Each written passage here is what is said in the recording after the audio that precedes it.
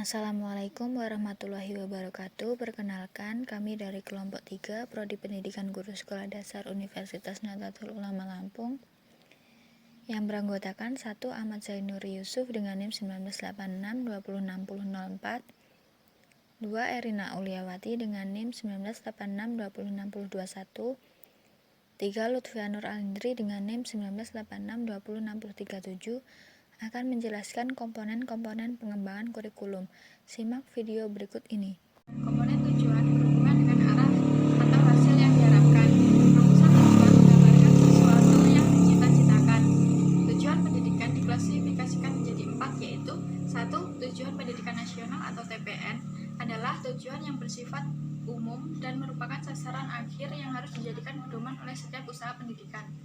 Tujuan pendidikan ini dirumuskan dalam bentuk perilaku yang ideal sesuai dengan pandangan hidup dan filsafat suatu bangsa yang dirumuskan pemerintah dalam bentuk undang-undang. Di Indonesia, tujuan pendidikan nasional dicantumkan dalam Undang-Undang Nomor 20 Tahun 2003 Pasal 3. 2. Tujuan institusional atau TI adalah tujuan yang dicapai oleh setiap lembaga pendidikan. Tujuan ini didefinisikan sebagai kualifikasi yang harus dimiliki oleh setiap siswa setelah mereka menempuh atau dapat menyelesaikan program di suatu lembaga pendidikan tertentu. 3. Tujuan kurikuler atau TK adalah tujuan yang harus dicapai oleh setiap bidang studi atau mata pelajaran. Tujuan ini didefinisikan sebagai kualifikasi yang harus dimiliki siswa setelah mereka menyelesaikan suatu bidang studi di suatu lembaga pendidikan. 4. Tujuan pembelajaran atau TP adalah bagian dari tujuan kurikuler yang dapat didefinisikan sebagai kemampuan yang harus dimiliki oleh anak didik setelah mereka mempelajari bahasan tertentu dan suatu bidang studi dalam suatu kali pertemuan. Komponen kedua adalah isi atau materi. Isi atau materi program kurikulum adalah segala sesuatu yang diberikan kepada anak didik dalam kegiatan belajar mengajar dalam rangka mencapai tujuan. Isi kurikulum meliputi jenis-jenis bidang studi yang diajarkan dan isi program masing-masing bidang studi tersebut. Bidang-bidang studi tersebut disesuaikan dengan jenis, disesuaikan dengan jenjang maupun jalur pendidikan yang ada. Kemudian dalam komponen isi atau materi terdapat kriteria yang mampu membantu pada perancangan kurikulum dalam menentukan isi kurikulum. Kriteria tersebut antara lain, yang pertama, isi kurikulum harus sesuai, tepat dan bermakna bagi perkembangan siswa. Yang kedua, isi kurikulum harus mencerminkan kenyataan sosial. Yang ketiga, isi kurikulum harus mengandung pengetahuan ilmiah yang tahan uji. Yang keempat, isi kurikulum mengandung bahan pelajaran yang jelas. Dan yang terakhir, yang kelima, isi kurikulum dapat menunjang tercapainya tujuan pendidikan. Berorientasi pada tujuan sesuai dengan hierarki tujuan pendidikan, materi pembelajaran disusun secara logis dan sistematis dalam bentuk teori, dalam bentuk konsep, generalisasi, prinsip, prosedur, fakta, kemudian istilah, kemudian contoh atau ilustrasi, selanjutnya definisi, dan yang terakhir preposisi. Berlanjut, yang ketiga adalah komponen strategi atau proses. Proses adalah kegiatan atau aktivitas yang akan dijalani oleh siswa supaya bisa menguasai materi yang diajarkan dan bisa mencapai tujuan-tujuan pembelajaran yang telah ditetapkan. Proses memiliki pengertian yang sama dengan kegiatan belajar mengajar atau biasa disebut KBM atau pengalaman belajar.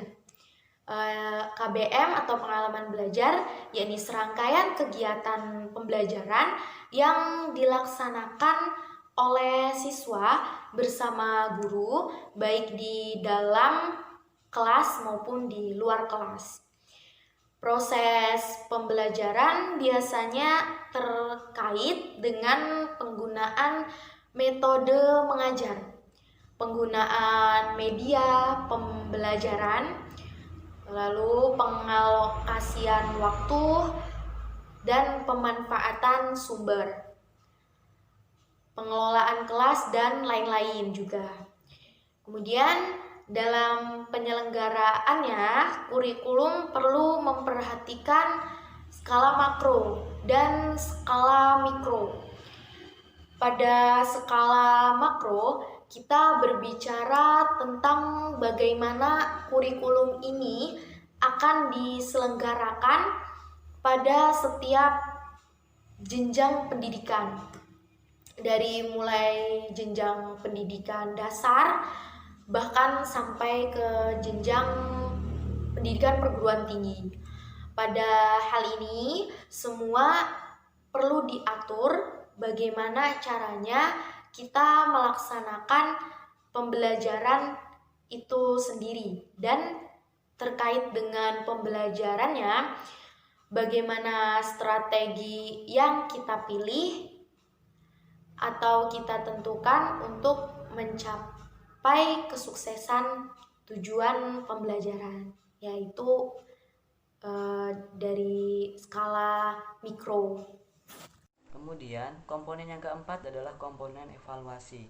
Evaluasi di sini kita juga akan berbicara dalam skala yang besar. 1. Evaluasi makro, di mana evaluasi ini tidak hanya berkaitan dengan proses pembelajaran di kelas, tetapi juga banyak aspek yang akan kita nilai untuk mengukur sejauh mana penyelenggaraan kurikulum kita.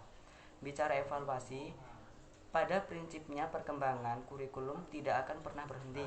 Dia akan terus berlanjut sampai menjadi sebuah siklus.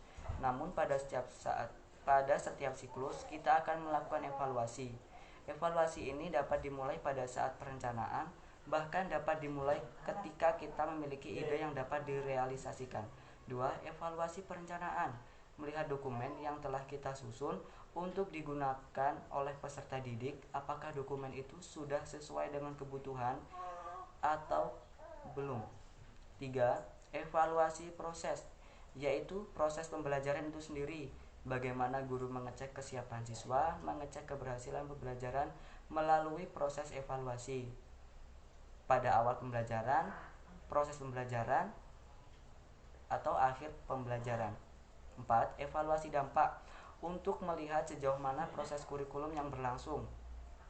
Keempat komponen yang dijelaskan tadi berjalan secara bersamaan. Jika ada kesalahan salah satu saja, maka komponen berimbas pada komponen lainnya.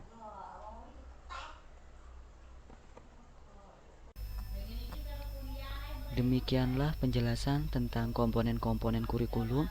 Semoga Anda memahami apa yang dijelaskan dan Anda bisa lebih menggali tentang komponen-komponen kurikulum ini melalui berbagai sumber yang tersaji, baik dalam bentuk buku maupun dari internet yang bisa Anda cari kapanpun. Kami dari kelompok 3 mengucapkan terima kasih. Wassalamualaikum warahmatullahi wabarakatuh.